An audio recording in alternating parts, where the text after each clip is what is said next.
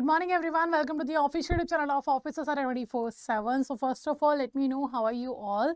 And those candidates who have joined this session, I want all of you to share this particular session on the Telegram channel, WhatsApp group, or Facebook, wherever you know bankers are available who are going to give their JAIIB October paper.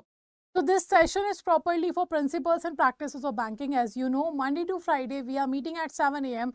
for PPB subject of yours, in which every day we are discussing a particular topic on which a certain number of questions will be discussed with the explanation. So this is the session in which we are going to talk about the module A of your PPB and the chapter number 12, that's a payment and collection of check. If I talk about PPB, Principles and Practices of Banking, this particular subject covers 55 units. Out of 55 units, the 21 units are in the first module, that is a module A of your PPB. Clear? That talks about the general banking operation, and all these are the general operations that bank perform in a banks. Okay, banker performs in a bank. So all these we have to going to cover in the module A. So till now 11 chapters we have covered. Now this is the 12th chapter, payment and collection of check and other negotiable instrument. So what we are going to do in this particular session, we are going to discuss the certain number of questions based on this particular chapter with the explanation. Okay, in the end of the session, I will be asking you how many answers you have given correct. So first of all, let's start the session. And I'm your mentor Amanjot Kaur for Indian economy, Indian financial system, as well as for principles and practices of banking. So let's start. Before going towards the questions, let's understand what this topic talks about. The payment and collection of checks and the other negotiable instrument. So check is also a negotiable instrument. What is check? Check is also a negotiable instrument. So this is your chapter number 12. Okay. And what is check? Check is also your negotiable instrument. So when I talk about negotiable instrument, what are negotiable instruments? Negotiable instruments are those instruments which can be easily transferred for the purpose of payment.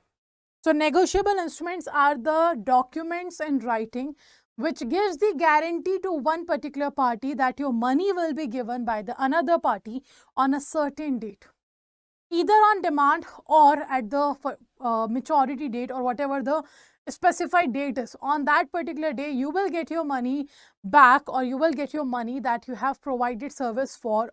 This guarantee will be given by the negotiable instrument. So negotiable instrument is simply a transferable instrument which gives guarantee to the party that their money will be transferred by the person who have taken the certain service or taken a certain money from you on a specified date or on a demand. Okay. Now, if I talk about negotiable instrument, came in the year 1881. Negotiable Instrument Act 1881 it is. It talks about a lot of things. It talks about all the negotiable instrument as well as it talks about the holidays of a bank. If I talk about Negotiable Instrument Act 1881, Section 13 of Negotiable Instrument Act talks about the negotiable instruments, in which it has said that there are three negotiable instruments: promissory note, bill of exchange, and check. So promissory note is defined under Section 4, bill of exchange is defined under Section 5, and check is defined under Section 6. These are the these promissory note, bill of exchange, and checks are the negotiable instrument which you use to make a payment to a certain person. Okay, so you are simply promising the another person that that money will be transferred to that particular person, or payment will be done to the particular person on a certain date. But if you want before the date, let's say for example, I have issued a promissory note on your name and I have specified the date that I am going to pay you the money on 30th of August. But you want money on 25th of August, what you can do? You can take that promissory note to the bank and get the discount from the bank. It means on demand and on the maturity period, you will be able to get your money. That's what the negotiable instrument for. Clear? Apart from that, it talks about the check in detail, like what conditions of the check is there, what is CTS, when the bank will be liable, when bank will not be liable, in whose mistake the payment will be done or not, etc. Everything related to the check and promissory note, bill of exchange, everything will be covered here. So this is what the negotiable instrument is. Okay. Now check have three parties mainly: drawer, drawee, and payee. Drawer means the person, the maker of a check, the issuer of a check. Drawee means always a bank. What drawee means? Drawee means a bank. And the payee means the receiver of the check. These are the three parties in a check. So let's start with the first question, that discussion we have done about the topic. So first question is talking about Section 131 of Negotiable Instrument Act extends the protection to the dash. So it extends the protection to whom? It extends the protection to collecting bank, to paying bank, to drawing bank, or to a negotiating bank. So as I have talked about, it talks about a lot of conditions about the check, like who is liable, who is not. All these conditions will be there in the Negotiable Instrument Act. So this is what we're talking about. Section 131 gives the protection to which of the following bank? Collecting bank, paying bank, drawing bank, or a negotiating bank. The right answer will be your collecting bank. It gives the protection against a certain situation to the collecting bank under the Negotiable Instrument Act 1881, Section 131. Okay, so right answer is what? Collecting bank will get the protection against the case. Now, second question is talking about here, where a customer, acha, Section 131 gives the, we have talked that Section 131 gives you the protection to whom? To your collecting banker. But in what condition it is providing the collecting banker your protection? So this is the question that is related to the first question. That question is asking Section 131 of Negotiable Instrument Act gives protection for collection of a dash. It gives protection to collecting bank, that we have seen. It gives protection to the collecting bank, but it gives protection for collection of which of the following instrument? That's the question is asking. And the first option you have bill of exchange, promissory note, negotiable instrument, and check. So it provides the protection for which of the following document? So do remember, it gives protection to whom? Collecting banker. In which case? In case of your check. So Section 131 talks about the protection given to the collecting bank for the collection of check. Okay, both the questions are linked to each other, so do remember them. Now, let's move forward to the second question that is talking about here. Where a customer by a letter has advised the bank directing the banker not to honor pay a particular check, such letter is called dash. Letter of credit, stop payment letter, mandate, or garnish letter. Which of the following is correct? A, B, C, or D? So in which condition, when a customer by a letter has advised the bank and directing the bank that not to honor or pay a particular check, such letter is called letter of credit, stop payment letter, or your garnish order or mandate? So right answer is stop payment letter. Okay, so right answer will be stop payment letter. Next, third question. The bill of exchange and check is defined under dash section of Negotiable Instrument Act 1881 respectively. So which of the following is the section of bill of exchange and check under the Negotiable Instrument Act 1881? I have told you that there are three negotiable instruments defined under Section 13 of Negotiable Instrument Act: promissory note, bill of exchange, and check. Out of that, we are asking bill of exchange and check is defined under which section? Section 5 and Section 6. So right answer will be your C option. So Section 5 defines the bill of exchange and Section 6 defines the check. So right answer will be your C option. Now, the next question is talking about promissory note is defined under dash section of Negotiable Instrument Act. So, which particular section talks about the promissory note? Section 5 talks about bill of exchange. Section 6 talks about check. And Section 4 talks about the promissory note. It talks about what? It talks about the promissory note.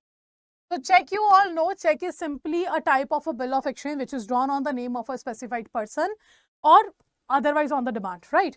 Now, promissory note and bill of exchange are kind of a similar document. They both are documents in writing. They both will have they both will be promising to pay a certain sum of money to a certain person. But there is a difference. Difference is that in the promissory note, two parties will be involved. In bill of exchange, two or more than two will be included. The next difference is that in the promissory note, there is an unconditional undertaking. Unconditional undertaking. And in case of bill of exchange, there is unconditional. Okay, it will be unconditional order. Now, what is the difference between these? So, promissory note is a negotiable instrument. It's a document in writing not containing an currency note. It gives or it promises to pay a certain sum of money, to a certain person or on the order of the bearer. But one thing is very important, that is unconditional undertaking.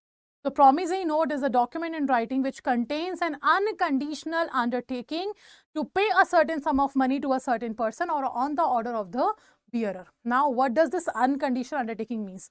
It means no matter what, if you have promised you are going to make payment on 13th of August, you have to make it possible.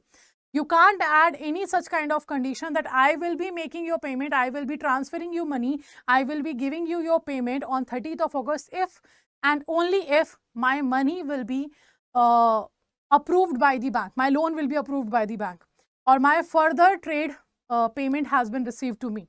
Then only I will be paying you money on the 30th of August. No such kind of condition you can add. You can't say that I will be paying you money on 30th of August if on that particular date it was raining. So no such kind of conditions are allowed to make in the promissory note. If you have promised you are going to pay on the 30th of August, that you are taking undertaking that I am responsible, no matter what, I will be paying your money on the 30th of August. This is the unconditional undertaking. Two parties will be there.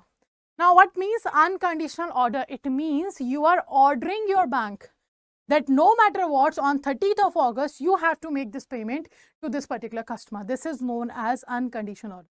So, in bill of exchange, you are giving order to your financial institution, and in case of promissory note, you are taking undertaking by yourself. This is the only two differences between promissory note and bill of exchange.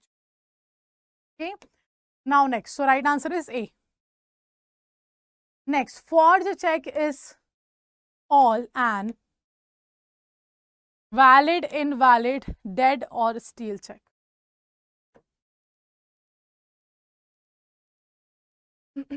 So question is asking, forged check is all an valid, it can't be a dead check, it can be a stale check. A stale check means when the validity of a check is expired. When the validity of a check is expired, that check is known as your stale check, and the validity of a check is 3 months. If this validity expired, then the check will be stale check. So it can't be the right, it is the invalid. So forged check is all an invalid check. Right answer will be B. Next, payment in due course is defined in which section of Negotiable Instrument Act 1881? So payment in due course is defined under which particular section? You have to answer. Section 4, 5, 10 or 31. Which particular section talks about the payment in due course? So what actually the payment in due course means? When we talk about payment in due course, it defines like making the payment apparent within the apparent tenure of the instrument. Okay, in a good faith and without negligence of to any person in possession, so thereof under circumstances which do not afford a reasonable ground for believing that it is not entitled to receive payment of amount therein mentioned. So payment in due course means simply the payment in accordance with the apparent tenure. Like I have told you, check has a validity of 3 months. So when you are making the document available on an apparent tenure, that is the payment in due course. Okay, that will be known as what? That will be known as your payment in due course. It cannot be defined under 4 or 5 because we have said promissory note and bill of exchange is there. It can be C or D only. So right answer is C. In the section 10, it talks about the payment in due course. Okay. Now, next question. A check favoring Mr. Rajkumar or order is stolen. The thief endorsed the check as a Rajkumar in his favor. The check is presented in clearing and paid by the drawing bank. The true owner later on sent legal notice to the bank. What is the liability of the bank? In this case, this is a kind of case study. What will be the liability of a bank?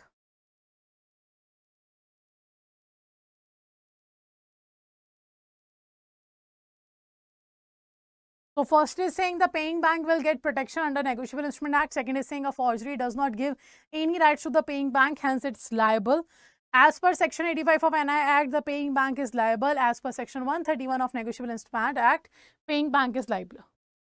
So we are saying the check favoring Mr. Rajkumar or order is stolen. And the thief endorsed the check. Thief have done what? Endorsement. He transferred check as Rajkumar in his favor. It means he have done the forged signature of the Rajkumar. No? That's why he was able to endorse the check. So check is presented in clearing and it was paid by the JAIIB bank. The bank has made the payment to Mr. person who has taken the check, who was the thief. So in that situation, the bank will be liable or not? In this situation, the paying bank will get protection under the NI Act. The bank will get protection under the NI Act because it was stolen and then it was endorsed. So right answer will be A. Now, banks slip prima facie evidence of certain facts as per dash section of NI Act 81. And we have a section number 145, 146, 147, 148.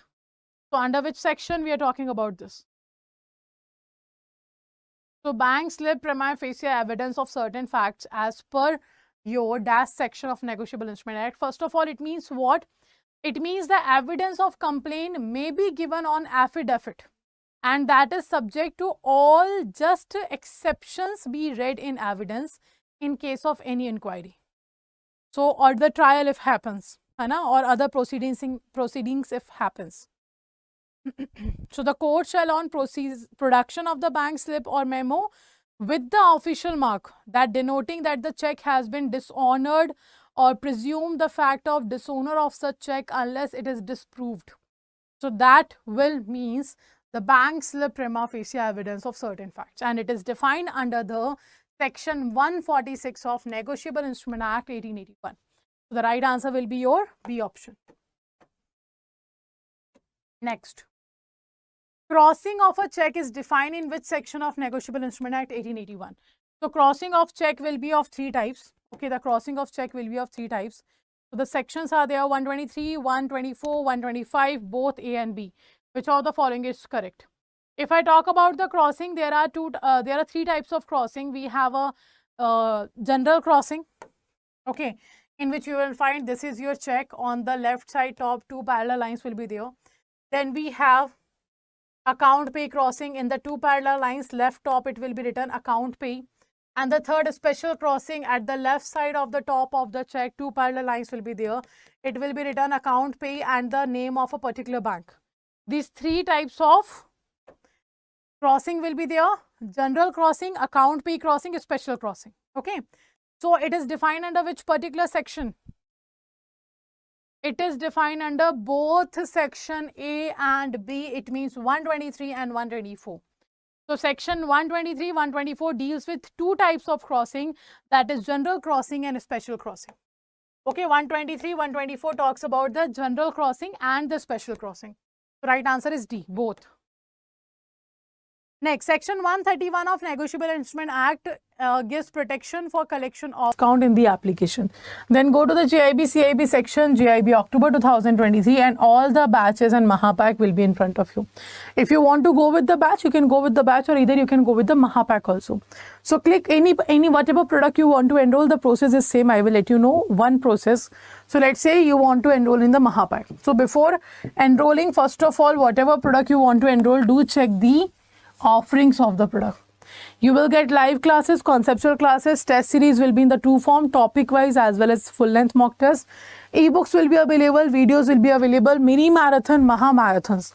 All these are the part of your Mahapack. Okay, and the validity that you want, that you are comfortable with, 3 types of validity is available. Because right now double validity is going on, so 6 plus 6, 12 plus 12, and 3 months validity will be there. So these are the 3 validity. As per the validity you choose here, the prices will differ there. Okay, the prices are going to differ as per the validity you choose here. Clear? For 3 months, for 12 plus 12 months, for 6 plus 6 months. So however, whatever validity you want to enroll, just click on the buy now option, and then you have to apply the code MOON80. Just apply the code. While you applied the code, you will find that there is a 80% discount going on, plus 1% additional discount will be available if you purchase from the application. So this is the price where you get 1% more discount if you purchase from the application. So this is one of the benefit of application. Apart from that, on the application you will find the quizzes and a doubt session, etc. Now, how to, if you find any kind of problem at the time of enrollment, this is the number given to all of you. You can call on this number and contact and ask your query here. Now, apart from that, the same process will be used to enroll in any particular batch or any particular Mahapack. Clear? Now, let's end the session here, but before ending the session, I will let you know what happens on Saturday, Sunday. So first of all, Monday to Friday, your regular session, 50 days, 50 classes are going on for all the subjects. For PPB at 7 a.m, for IE, IFS at 7:30 a.m, you can join the sessions live. And on Saturday, we will be having a weekly revision session.